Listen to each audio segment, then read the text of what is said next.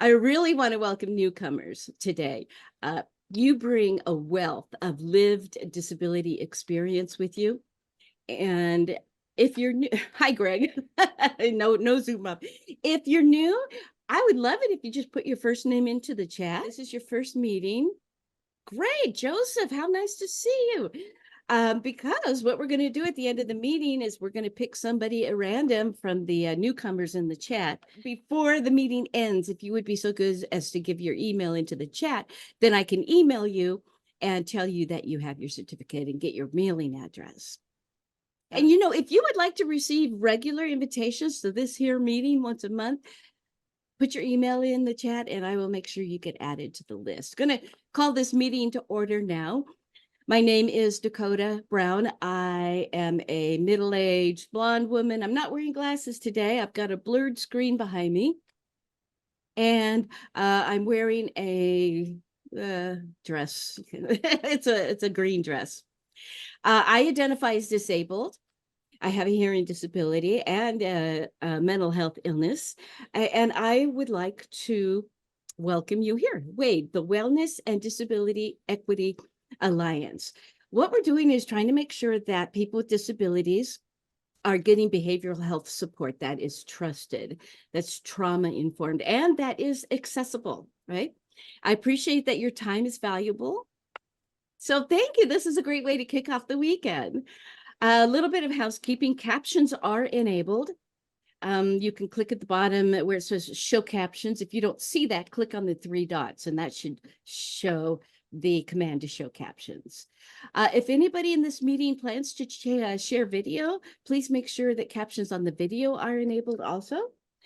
And whenever somebody screen shares, your screen may enlarge, so you may not be able to view your taskbar. You just hit escape on your keyboard or on your phone, and that should get you back into the Brady Bunch view that we love.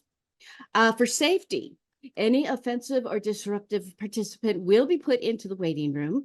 If we do close the meeting, please watch your email for instructions on rejoining.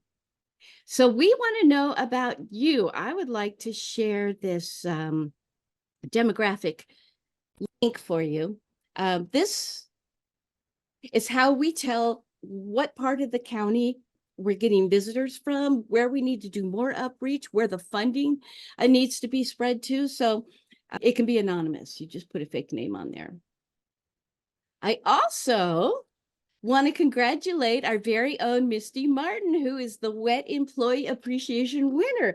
She got special recognition, at the Behavioral Health Commission meeting, as you can see, and she even got to do a little speech. She got a plaque, but Misty is a friend of this meeting. She's my lead, so she provides great county support, not just to me, but to the family advocacy program and more. So congratulations, Misty. Is there a volunteer who would like to read the land acknowledgement? I can read it if you want. I'll read it. Oh, I would love that. Thank you.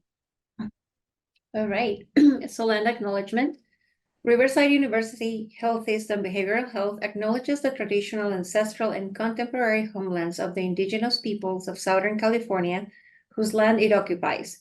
The Cahuilla, Cupeño, Riseño, Serrano, Chemehuevi peoples and their ancestors have been here since time immemorial, caring for the land with great integrity. The first peoples honored the earth, animal and plant beings, the water, and all peoples that lived here. We acknowledge this reciprocal relationship and intend to continue and extend the values of caring and emotional wellness to all Indigenous people, Native Americans, and residents of Riverside County. RUHS Behavioral Health creates relationships built on trust and accountability with its community members. With this land acknowledgement, Riverside University Health System Behavioral Health commits to be respectful to and mindful of tribal sovereignty, culture, and beliefs of the indigenous peoples of this land. Thank you so much, Michelle. This land acknowledgement is just part of our commitment to be respectful to tribal culture. And has anybody here heard of performative allyship? Does anybody heard that term? It's when a company or a person pretends to be an ally by, in their marketing material, but doesn't make any real substantial effort to contribute. So to avoid just being performative allyship, I want to mention this resource. It's the California Center for Native Nations. This is a research center, and it's a bridge between the University of California and California's tribal nations. They're committed to preserving the rich histories, cultures, and languages and sovereignty of California tribal nations. So they have some great events coming up. They do panel discussions with Indigenous actors. They discuss the challenging history of Native American representation in Hollywood. They have a contemporary handcraft market, a warehouse of contemporary art. So I want to make sure you know that. And if you like, I can send this slide out or send the link out. Yeah, so Star Wars Day, everybody. May the 4th be with you tomorrow. So your icebreaker question is, what movie can you watch over and over and over again? I know there are people who see Star Wars 34 times and the hundreds of times. You can put your icebreaker question answer into the chat if you like. You could come off microphone and share a movie that you could see over and over, and maybe even another one. Oh yes, Greg Damon, The Fifth Element. There's so much to that movie. Nancy, what do you have? Caddyshack. Caddyshack. I just Yeah. think of that little groundhog and he's dancing to the song. Yeah. The gopher. Oh, what great answers! The Wedding Singer. What is that? Billy Idol has a cameo, doesn't he? In the Mirror has to. Oh, you guys, these are great. Prince of Egypt. Dakota, I need to log off because club streams are not working. I tried what Misty said, and we have no interpreter. Okay. I am so sorry about that, but thank you for telling me, Tana, and I'll connect with you later. Thank you so much. Bye-bye, everybody. You're welcome. Our co-chair, everyone, Tana Butler. We got to see in real action what barriers look like for people. And I apologize, something has fallen through the cracks here. Of course, technically, we always run into some challenges. The movies just keep coming in. The Scary Movie franchise. We have a heart on Forrest Gump. So there's a couple people like that. Notting Hill. Safe Haven. I don't know that one. It's been a while since I remember a movie, but Princess Bride. We'll see that movie again. Inconceivable.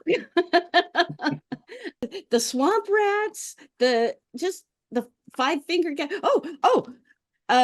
My name is Inigo Montoya. You kill my father, prepare to die. I have a little patch and it says hello, like a welcome meeting patch. It says hello. My name is. It says Inigo Montoya is written in cursive. Cool. I love all the great answers. Movies are wonderful. Mebbage. He says Mebbage in that movie where they're getting married. Sorry. I'm surprised that nobody's saying Titanic. Like 15 years ago, everyone was still saying Titanic. A lot of the movies that you watch over and over tend to be comedies, it seems like, because we like to hear those funny lines and we wait for them. All right, I want to move on to the next part of the agenda. Woo! So what I can do is unshare. Because I wanted to let you know that this subcommittee is tied into the disabled community in many ways. And you are always invited to participate. IEDC is the Inland Empire Disability Collaborative. They have meetings once a month. It's a great place to network and to learn about resources. The Inland Coalition on Aging has upped their services to sort of rewrite the plan for seniors. There are various health equity trainings that I can tell you about. Healthy Europa Valley Collaborative meets monthly.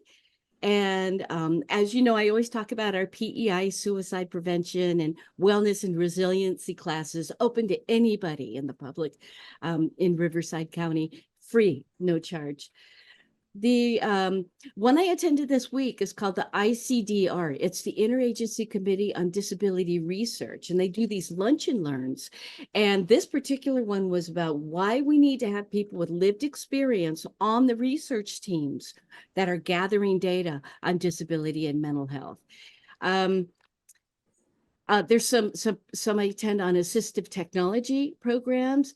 Resilience in the Valley is based in Hemet, but they're creating collaborations to reduce adverse childhood experiences, and they're improving health and education. So if you are ever interested in this, I can send you their meetings. I can get you connected to them.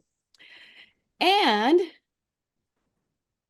I do want to mention our community agreements too, because I do want this place to be safe for you. I want you to feel like you can say, you can be vulnerable, you can share openly with us. So take space, make space. That's speaking to people who might try to monopolize the conversation. Maybe there have been some voices in the past that have not had a chance to express. So we want to make sure that we elevate those voices.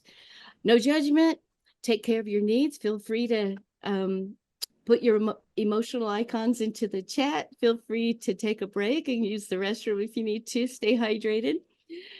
Here we have respect for diverse opinions and beliefs. And as I said earlier, the meeting could get Zoom bombed. We'll close the meeting. Also, this group previously decided that in accordance with our decision to make us as accessible as possible, we're going to post a recording of this video on the RUHSBH YouTube channel. So by attending, you're consenting to authorize us to post this meeting to video online. So that's how probably Tana is going to have to watch the meeting. And luckily, I know we can enable captions on the recording. We have minutes approval. I've got it big enough, I think. Can you see if your name is in there? If you were at our last meeting, and you are not in there, please let me know. And then I'm going to open the actual minutes so we can scroll through them.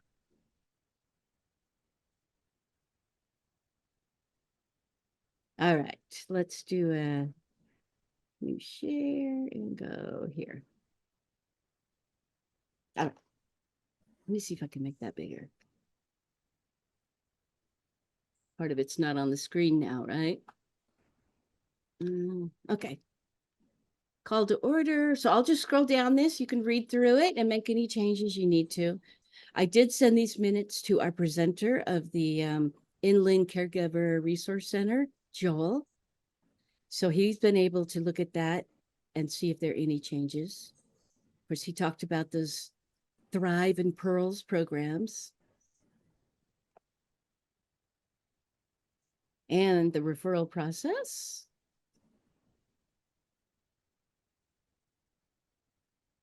And we sent the logo into marketing for approval. And we promoted our Blindness Support Services Emotional Wellness Hub that we debuted. We talked about all these events coming up. And this is when we got to the roundtable and some folks shared about their own organizations. That Meet the Doctor has not happened yet. That's May 29th at the Ruston Conference Center. Those are very popular. Okay. Do I have anybody who's willing to move that we approve the minutes as they stand? If there are no corrections? I move that we approve the minutes as they stand. Joseph, thank you for that. Can I get a second? I will second that. Will seconds. Grand Funk Railroad, I'm showing my age. Can I get a witness? Is that just me? Okay. All right, let me go to, yes, now we are ready for our featured speaker.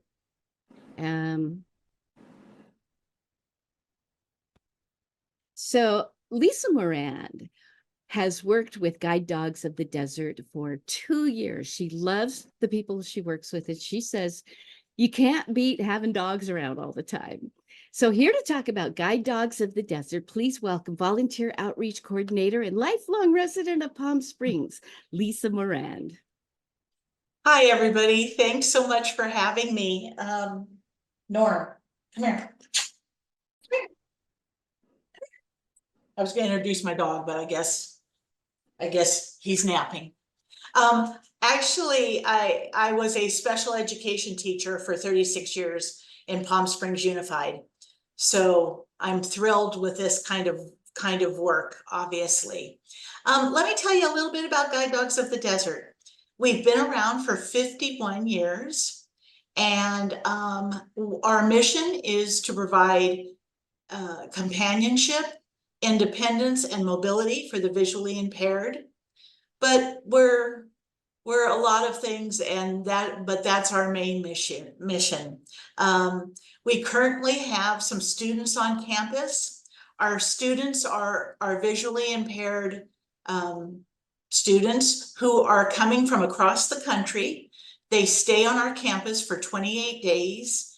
We feed, house them, give them a dog, all the equipment for a dog, and custom train them to become a team with that dog and to work well together. And that's all absolutely free of charge. The only thing the student pays for is transportation to and from our facility. They work really hard, and it's just a great time. So I'd like to invite you all on May 18th on our campus. We are having a graduation for the students that are currently with us. Will be there with their dogs and ready to start their lives as a team.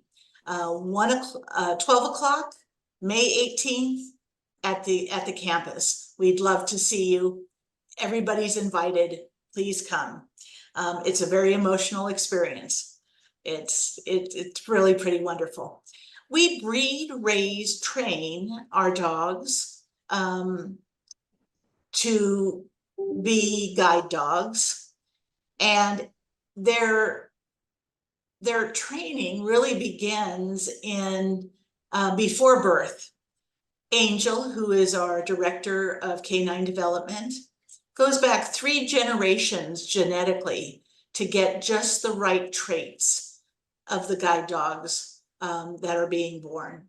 And once they're born, we start training at birth. We start talking guide dog talk to them.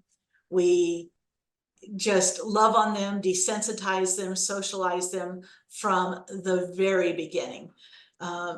They spend about 3 weeks in our nursery, and they're monitored there 24 hours a day by volunteers and by staff. And they're just getting their lives started. But at 4 weeks old, they go to our puppy den. And I'm always looking for volunteers. Would anybody like to come and puppy cuddle? I know it's a hard sell, let me tell you. And they go to the puppy den, and they are loved upon, desensitized, socialized, and have beginning training in our puppy den. And then at about 10 to 12 weeks of age, they go to the core of our program, which are puppy raisers. And if my dog that I was puppy raising wasn't taking a nap, I'd show you Norm. He is a 6-month-old standard poodle. We do standard poodles and labs in our programs. And the puppy raisers are given expert training in how to train the dog with a slight guide dog bent to it. Things that they are going to have to do when they are with their visually impaired handler. For instance, our dogs are always taken out on a leash because they have to learn how to relieve on command.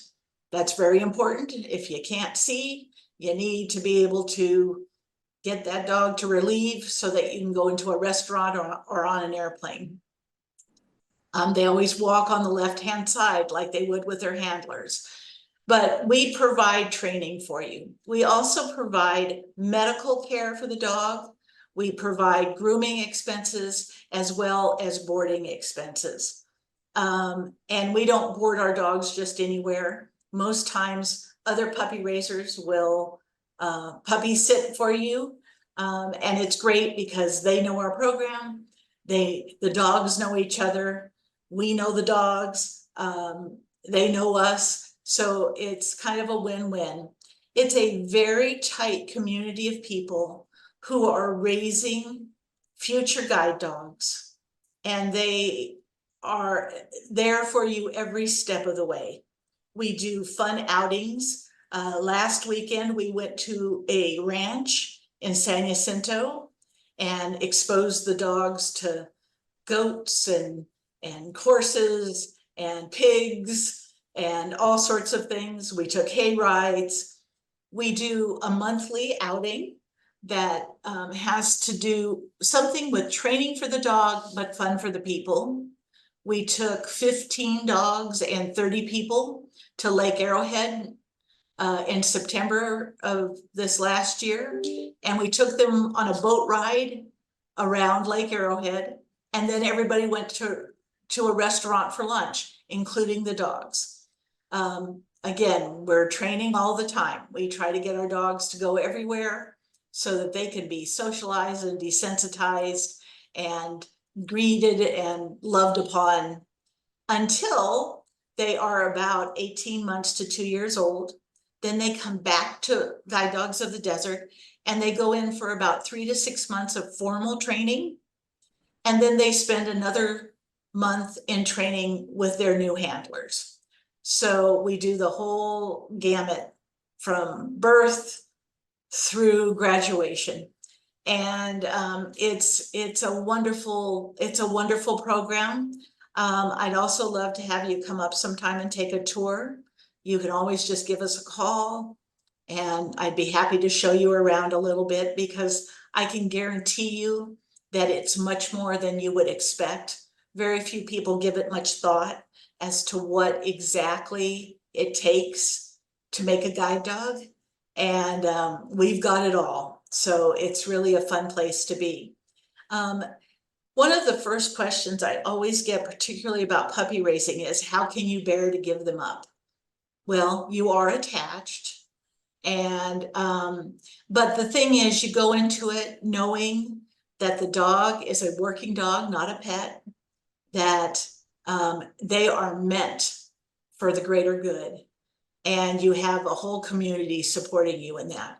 So it's easier than you think. And watching that dog become a guide dog is one of the most rewarding things I've ever done.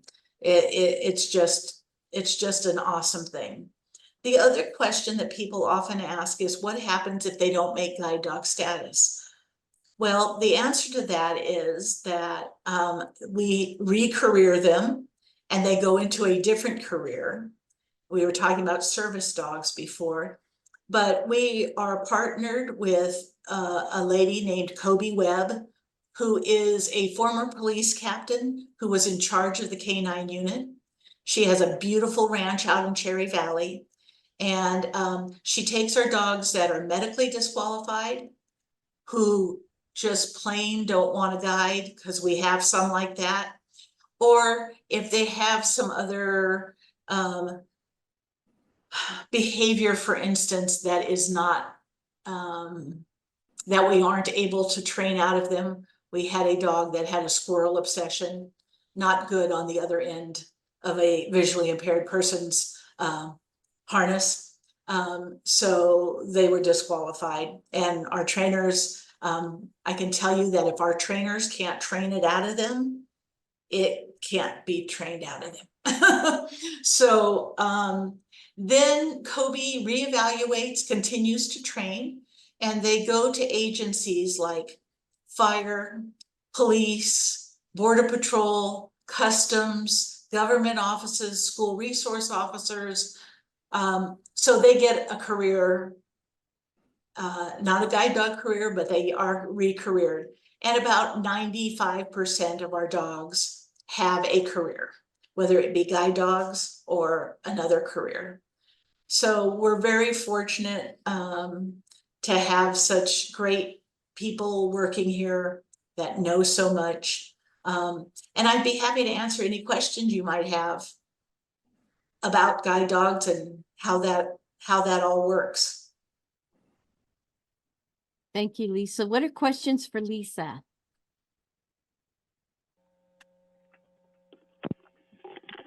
Oh, Hi, Greg this- has this is asked. yeah. Go ahead, Greg. Yeah, I was just going to say, if it wasn't noticed, how many are in the process? How many guide dogs are in training at this time? Or how many are available, after a year for support? Thanks for your information. Well, it goes in cycles because we have a class here right now. Our classes are very small. So there are 5 people in class training with their new guide dogs. We have another probably 9 or 10 that are in for formal training. And so they are trained daily by our trainers as well. And then in next week, we are having about 10 more dogs come in for training. And so, it varies just depending on what ages they are and when we got them and that kind of thing, because they're about 2 years old when they come in for training. Nancy?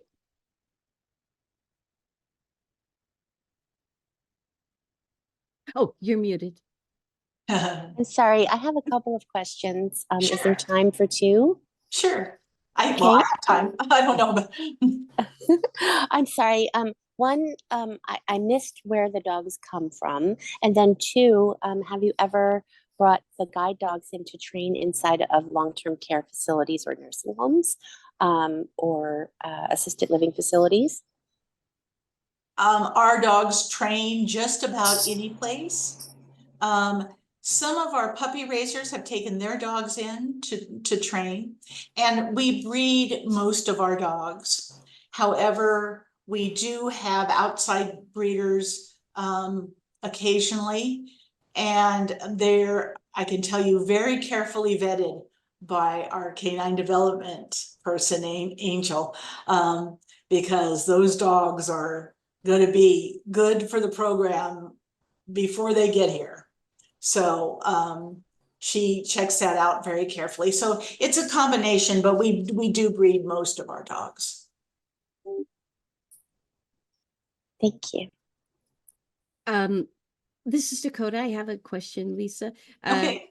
Is there any, I know you probably have your hands full, but is there any talk of expanding the disabilities that you raise dogs to do service for? We do handle other disabilities along with the visual impairment. There are some schools on the East Coast. We're one of 14 International Guide Dog Federation schools in the United States. And I can't tell you right off the top of my head, but there is a school that works a lot with the deaf and blind. But there are most of the resources for, say, the deaf come from other agencies. And I do have several places that are reputable, because I can tell you right now that if you are searching for a dog and you have a disability, that a school that wants to charge you for a dog is not a good thing, because there are plenty of schools that will not charge you, and by the fact that you have a disability will give you a dog.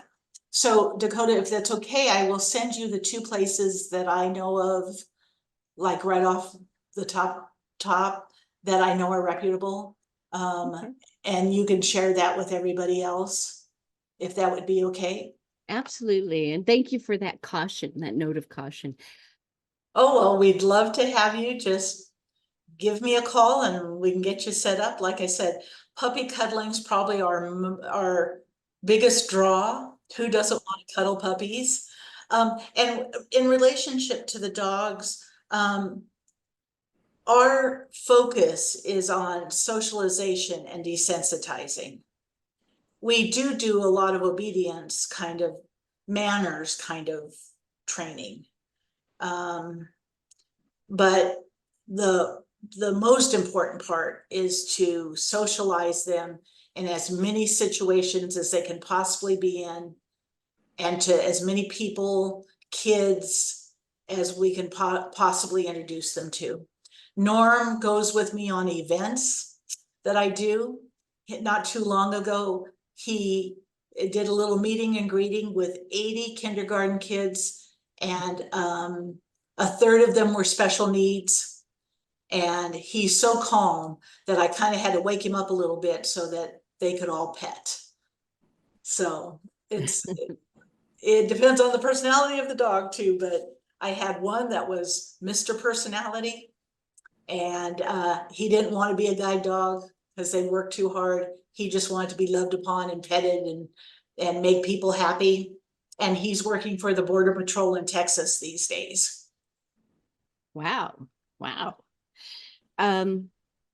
Will, did you have a question Yeah. for Lisa? I wanted to ask about 10 years ago, I went to the Oral Hole Institute for the Blind adventure camp, and I was introduced to a Labradoodle.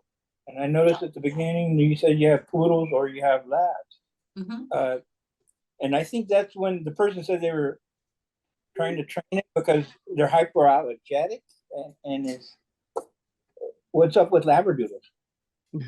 Well, here's something I just found out. I stand around my colleagues a lot and just listen when they talk because I learn all sorts of things.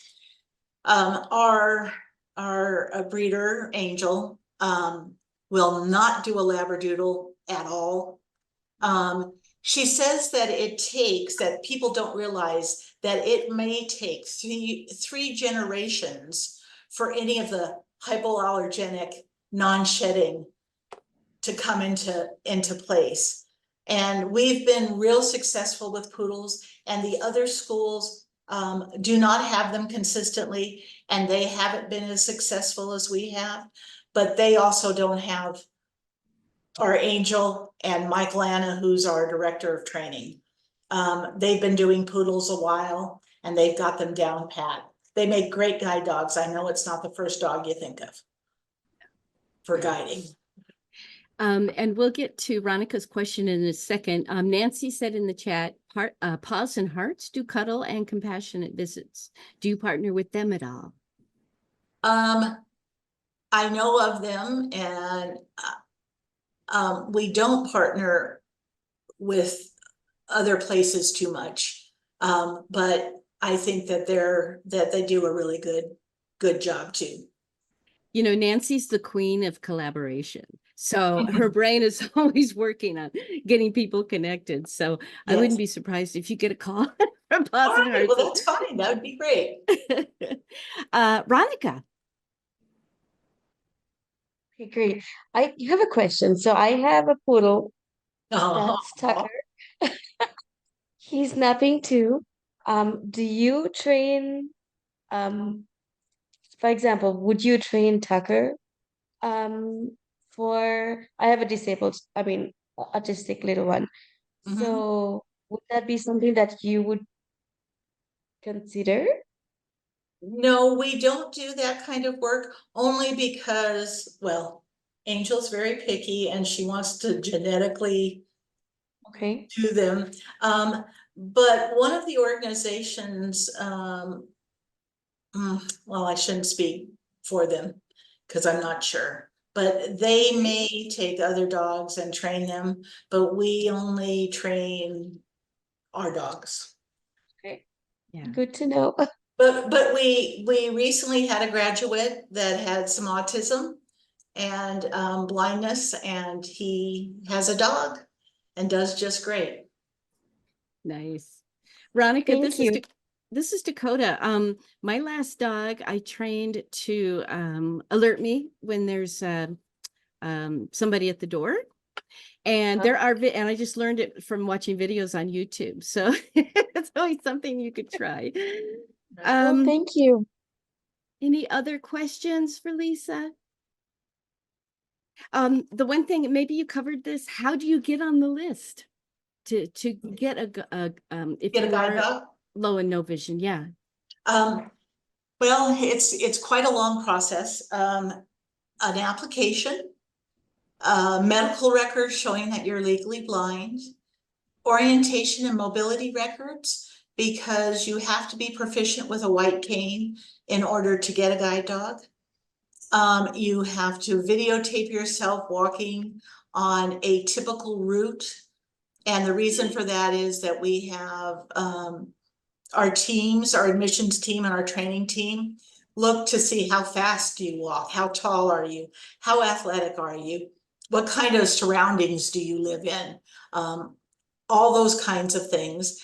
Then there are several conversations with our admissions department about your lifestyle. Do you work? Do you travel a lot? Things like that. Do you have other animals at home? Do you have kids at home? And that's all part of the matching process. We match even down to personality a little bit. For instance, if you're kind of funny, we want a dog who gets funny, and not quite so boring. You know, my other puppy that I raised would laugh at any joke. Norm, not so much. He's a little more serious. But we look at all those things to match people. We have a waiting list of about 85 people. It can take 2 or 3 years. So if somebody is going blind, but still has some sight, I would highly recommend orientation and mobility. And to apply, because it may take a while. If Will put in an application today and Dakota put one in 2 years ago, if we have a dog that matches Will would get the dog first, because we just happen to have a dog that fits him. Yeah. So it's quite the process. Yeah. But Thank you. orientation and mobility is very, very important. And if you have a little bit of sight, now's the time to do it. You don't want to wait until it's so is that you're really not able to see anything, because then it's much more difficult. The sooner you get on the list, the sooner your name will come up. Ronica, is your hand still up, or did you have another question? No, no worries. And then let's let this be the final question. Nancy says in the chat that her doggo used to be a surrogate mom to abandoned pups or just weaned off their mother to learn basic skills. Do you have dogs on staff that help train the puppies? Yes, we have Professor Alex. He's the dean of canine studies. He's a chocolate lab. And he didn't qualify to be a guide dog because he has bad allergies. But we call in Professor Alex with the pups and let them play, because he will totally ignore them, walk away, have his back to them until they're calm enough to play. And if they're roughhousing too much, he gives them a little bark and says, okay, that's not guide dog behavior, stop it. So yeah, we have a retired guide dog that also does some mentoring, shall we say. Yeah, well, that's great, because those dogs will absolutely help train and help the puppies understand boundaries and limits and stuff. So that's awesome. It really is. Yeah, a lot of people in the chat here just really loving what you do. I think are there any other questions for Lisa? You're always looking for puppy raisers, correct? We are looking for puppy raisers. We need puppy raisers. So if you know of anybody who would like to puppy raise, just have them call me and I can talk them through it and explain in more detail how that works. Yes, we're always needing puppy raisers. So, and I enjoy having as many volunteers around as possible. Yeah. May 18th for the next graduation. That's how I met Lisa. I went to the February graduation. Yeah. It was packed. There must have been 80 people, maybe. Probably. Maybe 60. Yeah. And some dogs that weren't graduating. Some previous graduates, Yeah, some previous graduates. Was it emotional, Dakota, for you? Yeah, it was because of the videos they played and just the heart connection you could see. Yes. And just how it provides so much independence. People get to do stuff they couldn't do before. Right. When they have a dog. Right. We had a lady that said, it was at that graduation, I believe, that she hadn't been out in the dark in 30 years and that she could now go out in the dark because she has a dog. Oh, that's so And great. it's heartwarming. I will put my phone number in the chat if Thank anybody you. would like it. I put my email address in, but maybe I'll do it again. Please contact me if you'd like to volunteer or know somebody who'd like to puppy raise. And I will send Dakota that information. And those other organizations. Yeah, of the organizations. And then we welcome you anytime you'd like to come. Thank you, Lisa. Lisa You're so Moran of welcome. Guide Dogs of the Desert. We're so glad you were here today. Thank you. And we can move on to our final logo.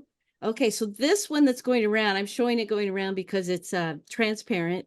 And this white one is the main one we'll use. And this is the one we'll use on bigger banners. Will, I see you shaking your head. No, I'm just, all the rods and cones in the center of my eye. So if I okay. head, move it around, I kind of see the circle and I see the emblem. Thank you.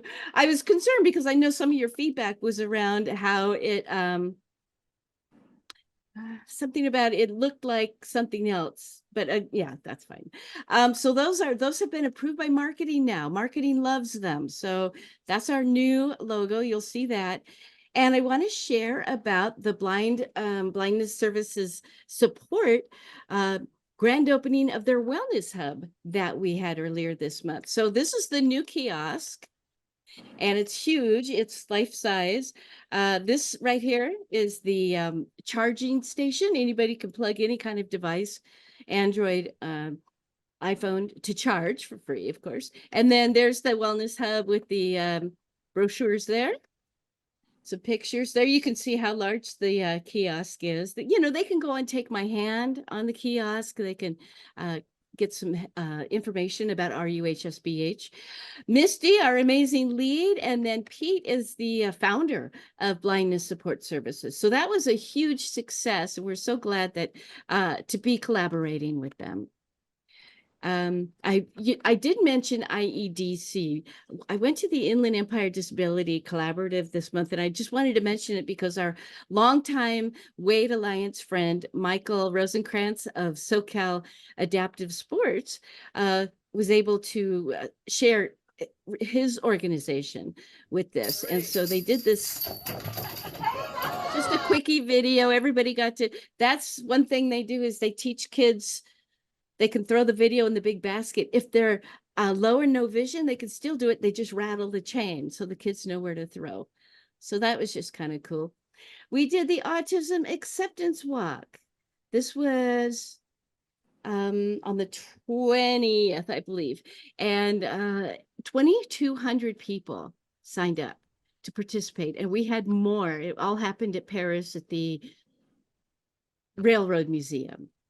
So we did that, and then we did just last weekend, the poisoning and overdose awareness 5K. So we were out there in the middle here with the headband. That's Sean. He's the one, our liaison for Native American, and he wrote the land agreement that we read earlier. And we're ready for our trivia contest, and then we'll go on to new business. Okay, so get ready to type your answer into the chat. And we'll ask the question now. It's multiple choice. Feel free to either put A, B, C, or D, or to type the whole answer in there. But it's going to be a Star Wars question, and here we go. Aside from May the Force be with you, one line appears in the Star Wars films more than any other line. What is it? Is it, it's a trap? I have a bad feeling about this. I find your lack of faith disturbing. Do or do not, there is no try. Okay, the answer is B, and it looks like Greg was the first one. I promise you, there's like 50 or 60, I have a bad feelings about this. We all got a glimpse there of Norm. Is that his name, Lisa? Norm. She had him up in the wind, up in the Yeah, that was screen. Norm. Norm. See again? Okay. Okay, he says no, going back to sleep. I wanted to tell you about this save the dates. So depending on which end of the county you're in, oh, I have to share, don't I? I mean, I get to. We would love it if you would attend one of these MHSA hearings. They're all at 3 in the afternoon. 3 to 5 will be the first portion of the hearings, which is kind of like a science fair. You'll get to see setups of some of the different programs that we offer. And then from 7:30 to 9:30, it's public comment time. I'm going to be transparent and tell you, last year, not one single person showed up to the Mid-County hearing. We had a few come to the desert and a few come to the Western. So that brochure in English and Spanish is in the chat. Thank you so much. If you have any feedback about any of the products that this or services, so the free community education classes that we do, Take My Hand, if you have thoughts about that, man therapy, I think it's very important right now that you do this, because with the passage of Proposition 1 in the BHSA, a lot of programs are going to be under reevaluation. So if there's something you really like, we need to hear from you so that program can continue. Oh, I said it sounds like a pledge break. Suddenly I just heard myself going, donate money. What do you think of the family advocate program, the peer support programs? Are you getting the Spanish clinician that you need? What about the TAY centers, the transitional age youth? How about EMDR, eye movement desensitization reorganization therapy, or equine therapy? These are things that people with the county are getting, but what about any other emerging therapies that you've heard of? Directing Change is that film contest we do. So it's just vital that you join us at this hearing, the one that's closest to you. So beyond that, where can we go? The Art of Wellness. We are going to be participating in 2 of them. The first one in the desert was day before yesterday, but we'll be in San Jacinto this Thursday, and then the Riverside one is May 23rd. So it's like 2 weeks later. It's all part of May is Mental Health Month. And usually we just call it May is Mental Health Month, but they've elevated it. Marketing got to this, right? Got the marketing people on board. The Art of Wellness. So these mental health awareness fairs, PDFs are in the chat. So excuse me, that would be great if you would come. There's going to be entertainment, guest speakers, resources, free food, and more. The second annual Walk for Mental Health. This is put on by the Riverside Latino Commission of Alcohol and Drug Abuse Services. It's coming up May 18th. So you're going to have to decide between the Guide Dogs of the Desert graduation or joining us for the Walk for Mental Health. It's going to be in Coachella. And I'm sorry, I just saw Joseph, you have your hand raised. Did you have a question, comment? Yes, as for the Men's Mental Health Month, I was afforded the opportunity to be able to perform at the one in Riverside. So I just wanted to say thank you and then make people aware, you know, that they are giving they gave me an opportunity like that. I think that's really unique and it's special to me. Yeah, Joseph is a quite a talented musician. And so did you say this was last year or this is upcoming?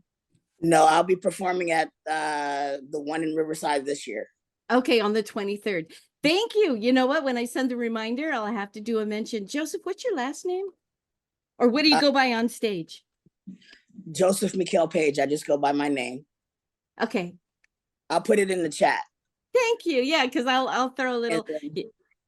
Yeah, I'll put it in the chat and add my link to my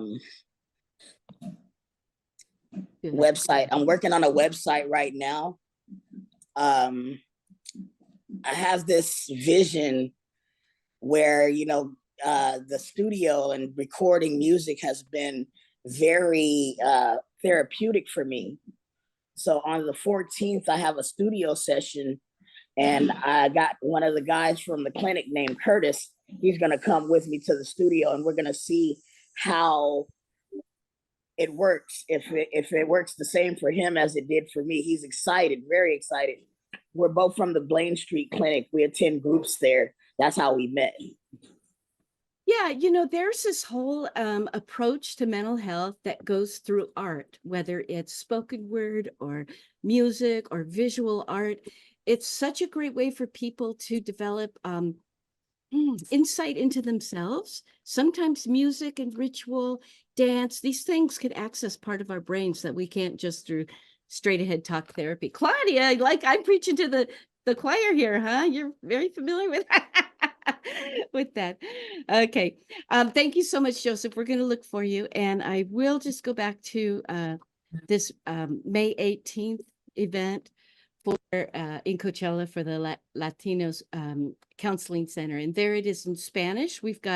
I'll get those flyers on the Google site that we can share. I'm going to play for you the Deaf Wellness Fair that is coming up also May 18th. This is Rachel, our deaf liaison, deaf and hard of hearing liaison, and there are subtitles on this. Not playing. There we go.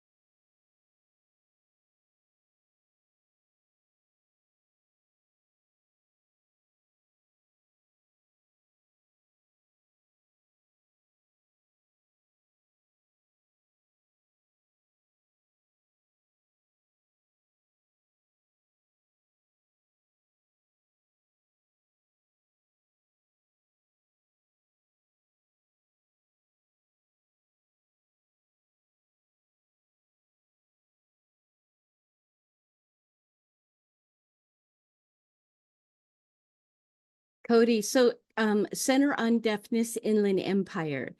I will make sure that that flyer is on the Google shared drive so you can download it. What we just experienced there for about 2 minutes was what it's like to attend one of our deaf and hard of hearing subcommittee meetings. So Rachel is my counterpart for deaf and hard of hearing, and that meeting is conducted in sign. And then there are subtitles for those of us who do hear or don't sign. And so it's interesting because the accommodation is being made for us, right? The default is goes to deaf. So I just think that's a really nice aspect. Let's see what we have here. I want to invite you to the Cultural Competency Reducing Disparities Committee meeting next Wednesday. We are, the last couple months we've been working on goal setting and setting mission. This program, this subcommittee falls under CCRD. So these are open. I will send you a reminder next Monday, but we love it when people attend. I'm going to launch a poll regarding next month. Do you want to meet in person or do you want to meet on Zoom again? So go ahead and answer. There's 2 questions just in case we do choose to meet in a physical location. You can tell us which part of the county you'd like to meet in. Yeah. Okay, Rachel has to leave. Thank you. Thank you, Rachel. Okay, so we're getting some responses. Once again, this meeting is going to be June 7th, and we just want to know, do you want to do it in person? Do you want to do it virtually? And we got about 50% participation. Even if you don't plan on coming, let us know, because it's part of your voice. It's part of us learning what we can do to be accessible to people with disabilities. And I'll give you about 10 more seconds.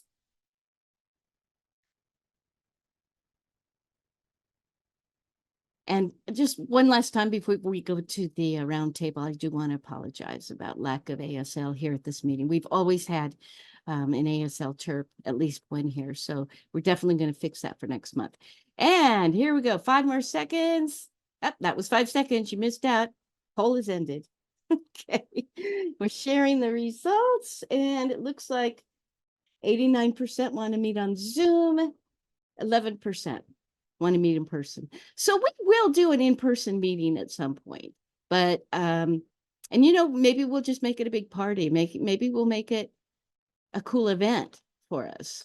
Maybe we'll all go to a Guide Dogs of the Desert graduation, or maybe we'll, do something together, go to a trampoline park or something. Okay. So with that, let's go ahead and open it up to community announcements. Your organization, is there anything that you want to share? Joseph has the Facebook page in the chat if you'd like to learn more about the platform he created to support Hemet Valley. There was something else in there. Okay, who would like to share next about their organization or an event coming up?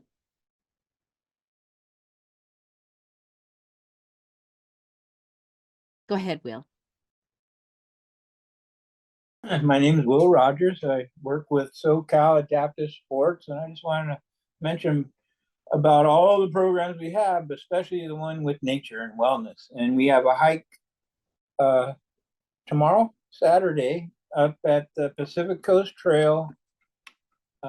It's specified north, but we hike with Friends of the Desert Mountains. If you get onto our website or Friends of the Desert Mountains website, and you'll get the address and details. I know it's up near Mountain Center. There's a trailhead restaurant up there where you turn off to go to Anza. Well, that's an area where all the people hiking the Pacific Coast Trail meet and have packages delivered. Pick up Trail Angel will pick them up, take them to the closest town. They're really neat. And get more information through our website, SoCal Adaptive. And I wanted to mention about Desert Recreation District. They have a wellness program with Getting Outdoors, an outdoors program for the programs fill up pretty quick. It's like overnight camp trips. The next one is at Leo Carrillo State Beach or State Park, where they camp for 2 nights, 3 days. And it's all about family wellness, leaving technology behind. They're pretty much filled up. I think I got in on the Malibu Creek, another campground up there where it's you leave on a Friday, come back on a Sunday. Just thought I'd mention that about wellness and nature. I really dig it, and I think everybody else will too. Thank you, Will. And I put the SoCal Adaptive Sports link in the chat. We talked about music and dance and song accessing a part of your brain that just talking can't. Well, our bodies and brains evolved to be in nature for if not millions of years, 100,000s of years. So this new move into technology can be very troubling for our brains as it's struggling to catch up because it hasn't had millions of years to learn, how to hit the like button. So I just want to mention that. Thank you so much. And Ronica, go ahead. Hi, I just want to introduce myself. I'm Ronica. I'm from Corona. I met Dakota at the Autism Walk. I'm a new business startup. We are in the process of getting permits for indoor playground in Corona. And what's special about this playground is if it goes well, the way it's supposed to with the city, we will have a sensory gym. So I want to invite pretty much all kids of all abilities to come play. And hopefully, we are in the process of introducing a program to the RRC to have to support parents financially to bring kids on the spectrum. That's one. We will have a program like a music and movement program for kids 1 to 5. In addition to opening up the playground to have ABA sessions. So I'm very excited. There is a zip line and different other monkey bars and rock climbing walls that's not available in Corona. or in the near vicinity. So hopefully it'll get approved. We are about 4 weeks out, I would imagine. The playsets and materials got delivered last night. Hmm. So, Veronica, I want to tell you a quote, and it's those who say it can't be done, those who say it cannot be done, should not interrupt those doing it. And there you are, just going forward with this. So that's well done. And the name of your company? Is Rising Stars Kids Gym. Okay, Rising Star Kids Gym. Wonderful. Thank you so much, Veronica. Thanks. So once it's up and running, I'll contact you. Okay. And you're always welcome here, of course. Thank you. Nancy, what? Go ahead. Thanks. Hey, Veronica, I'll connect with you in the chat, but I want to connect you to Christina Marsak-Topolowski. She's an amazing researcher, and she focuses all of her attention on autism research. Awesome. Thank you. Yeah, you bet. And then also I want to, sorry, go. I just want to say this is magic happening right now where we're getting people together who may not have been together before. So that's all. Go ahead, Nancy. Thanks, Dakota. I was just voted yesterday to be the new California Gray Panthers policy liaison. And if anyone is interested, I do have several meetings that are available to you if you would like to participate. Most of the meetings have to do with long-term care, disability spaces, and elder justice, and again, nursing home new policies. There are existing rights that already exist for nursing home residents. And it's not just older people, it's people of all ages. We have pediatric homes, we have just different kinds of homes, really. And as you can see, I'm not a senior citizen. So these policies, if we could have your voice, I need constituents to make a lot of these meetings and to attend, to be the voice. So let me know. I'll put my info in the chat. Wonderful. Thank you. And Gray Panthers, this is for disabled and elderly seniors? Yes. Gray Panthers is, there are about 7 chapters across the state so far, and 5 new chapters that are trying to get up and running right now. So we're supporting them, but the motto is youth and age in action. So right now we're focusing on a lot of like housing issues, disability. It's always disability issues that we fight for. You're amazing, Nancy. Thank you so much. Misty. Hi, everyone. I do just want to mention that our Meet the Doctor series is still continuing with the Family Advocate Program. That will be happening on Wednesday, May 29th. We will actually have Dr. Ton, who is the addiction doctor for RUHS BH. So Dr. Ton will be coming in to, like help educate our families on what's going on with their loved ones who may have an addiction and different ways to help treat that addiction so that their loved ones can be successful in recovery. So that is open to the community. It is free of charge. It's located at the Ruston campus in Riverside on Wednesday, May 29th from 6 to 8 p.m. And the last one was packed. The last one was packed. We actually had 109 people at the last one. So we're looking at maybe having to facilitate an overflow room and all of those great problems to have in this field, right? Helping our communities recover. So yeah, just that. And then Ronica, I don't know if you're where you're at in Corona, but there is a pastor of an Arabic church who has really been looking into beginning something like you're beginning. So I'm going to link the 2 of you up, and maybe you can collaborate, and he can support you and you can support his community, because they have a lot of people that have children with special needs within his congregation. So I think that'll be a fantastic partnership. I appreciate it. You're welcome. Great. Misty Martin, everybody, our wet employee, appreciated employee of the quarter. Nancy, is your hand still up from before?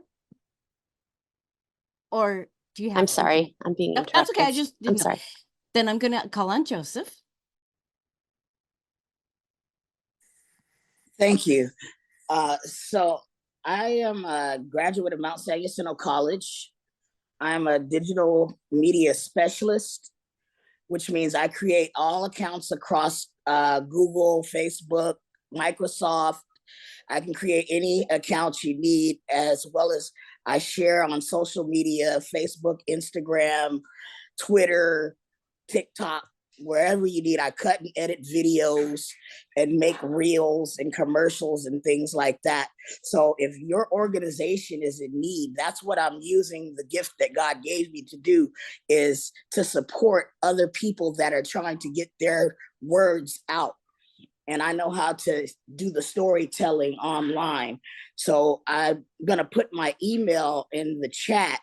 And if anybody needs those type of services, reach out to me and let's see what we can create. I create logos, banners, flyers, anything you can imagine. And then I can get it across to thousands of people from my living room. So let me help and support the other groups that are involved in disability. Amazing, amazing. Thank you so much, Joseph. So great to see you here. I did put into the chat the link. We've taken out the middleman. You don't have to send your flyer to me. You could go directly to Google Docs and upload your flyer. And if you need to upload another copy of a document or download, go to the Tiny Earl Wade uploads, and you'll be able to download any flyer there too. And Misty's going to put the demographic link back into the chat one last time, so you can let us know what area of the county you're joining us from, who needs the most support right now, where the money should go. And I want to mention also that we sponsor events. So if your group is having an event and you're looking for a sponsor and it's disability and mental health related, we would love to consider a sponsorship. All right. So with that, I'm going to wish everybody a happy Star Wars Day tomorrow, May the 4th. Congratulations to Greg on winning the gift card to Starbucks. And once again to Misty. Have I mentioned enough times, Misty? The WET employee of the quarter. WET is Workforce Employment Training. Workforce Education and Training. And thank you, Dakota. Yeah, you're welcome. All right, the meeting's adjourned, and I look forward to seeing you all next month, if not sooner.